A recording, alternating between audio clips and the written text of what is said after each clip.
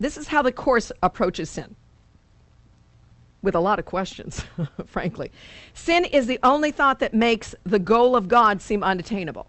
And this is why our ego would love to hold on to this.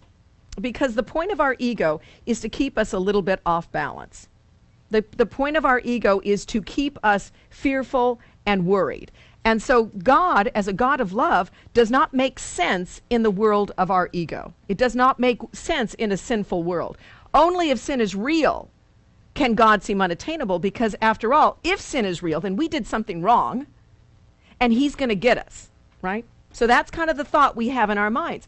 That's the only way. But we also, I don't know about you, don't you get those feelings at times? God cannot be mad at me. What is there? God is a God of love beyond everything that I have done.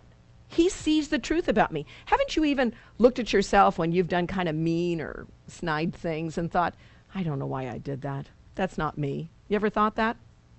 You know, you don't sit there kicking yourself saying, I'm just evil. I'm evil through and through.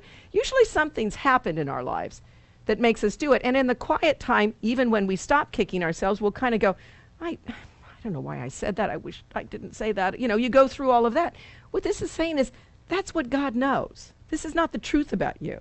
This angry, hateful, judgmental nature. So it says here, but if sin is real, that makes the goal of God unattainable. Because he's not going to, you won't ever want to turn back to him. He kicked you out. He's going to kick you sometime. He's going to find you unworthy yet again. What else could blind us to the obvious and make the strange and the distorted seem more clear? We're trying to figure out why our lives are in a mess. It must be because we're sinful. It must be because God kicked me out of Eden. It must be that. And what the Course keeps telling us, no, what has caused you this pain and suffering is that you do not believe you are worthy of that love. You're the prodigal son who just hasn't realized it's time to come home. What else but sin engenders our attack, either towards God, by not wanting anything to do with him, or towards ourselves for being so wretched? What else but sin could be the source of guilt, demanding punishment and suffering? And what but sin could be the source of fear, obscuring God's creation, giving love the attributes of fear and attack?